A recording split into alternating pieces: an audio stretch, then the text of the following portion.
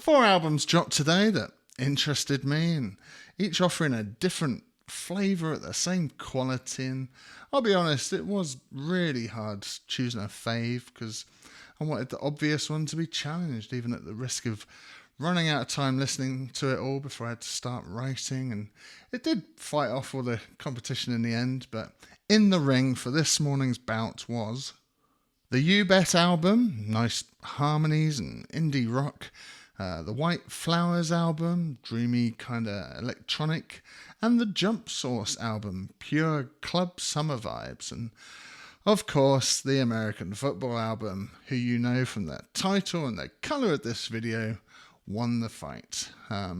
But you may enjoy those other albums more than I did, so check them out as well.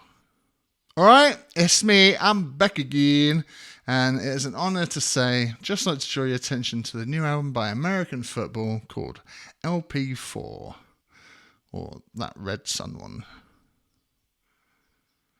Now, I'll be honest, I was a little late to the American Football party. I never listened to Cap'n Jazz in 95, that's when I was knee-deep in Silverchair and Foo Fighters, which did lead me to Sunny Day Real Estate, but with AOL in 95, I think it was hard for me to find something like Cap'n Jazz.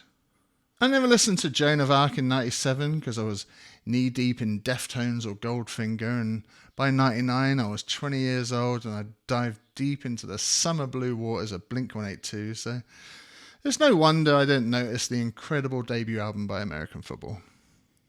It would be the following year where I would discover Dashboard Confessional and start to walk my way towards Emo Town. And, like Thursday, Small Brown Bike, and then Def Cab. And I probably heard it without knowing what it was. But around 2006, 2007, that's when I started listening to the At Home with Owen album.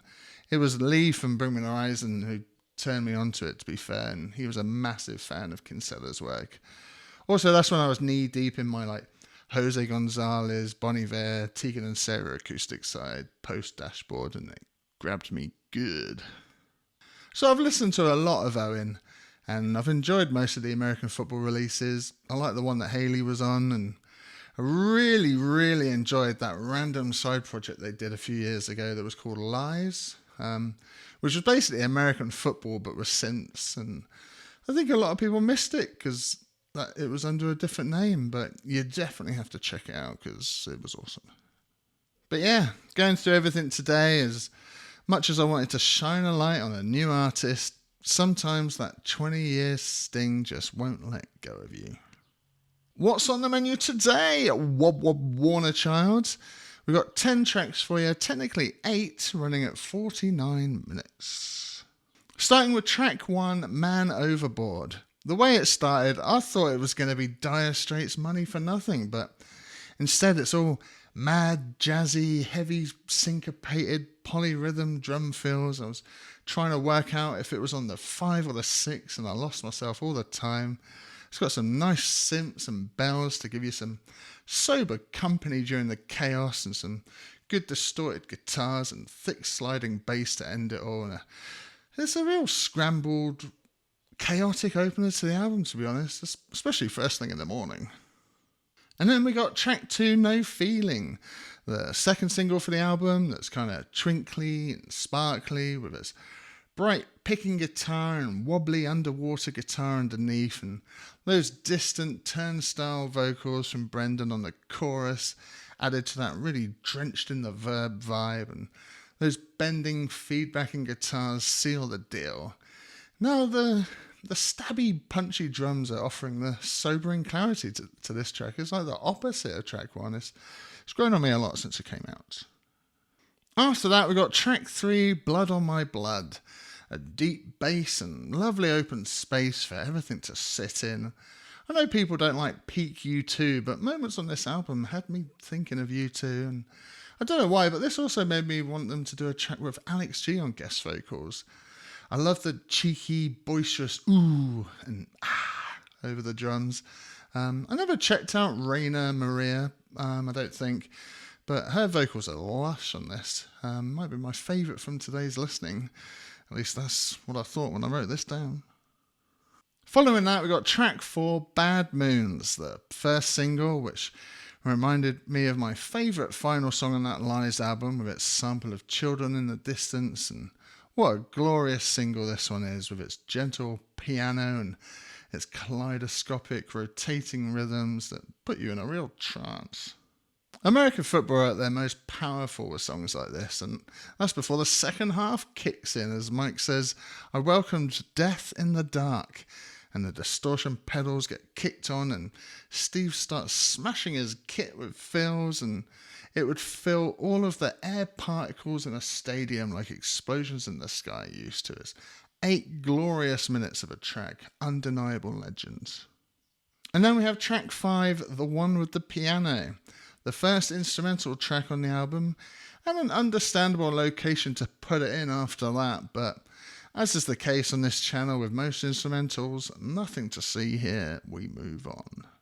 After that we got track 6, Patron Saint of Pale. I'm a sucker for delay pedals and some nifty hi-hat work, and audiophiles will love the panning in this track on their $1 million hi-fi systems that need their own electricity supply, and it's also got some really nice harmonies and gang vocals in the mix, but I'm just floating away in all that delay and reverb.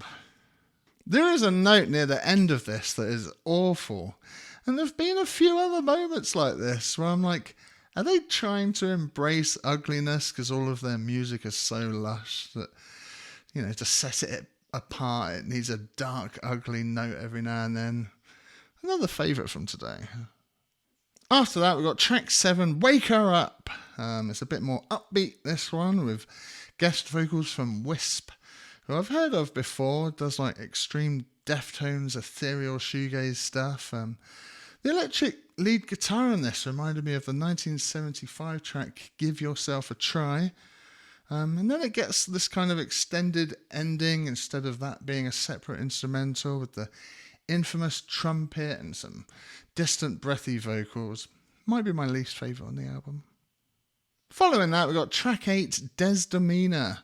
Instantly love the vibe of this track with its stuttering delayed vocal guitar thing and its classic pling-plong guitars and nice big open drums, like lightly riding on the cymbals. It's all very light and airy and it's perfect in this weather.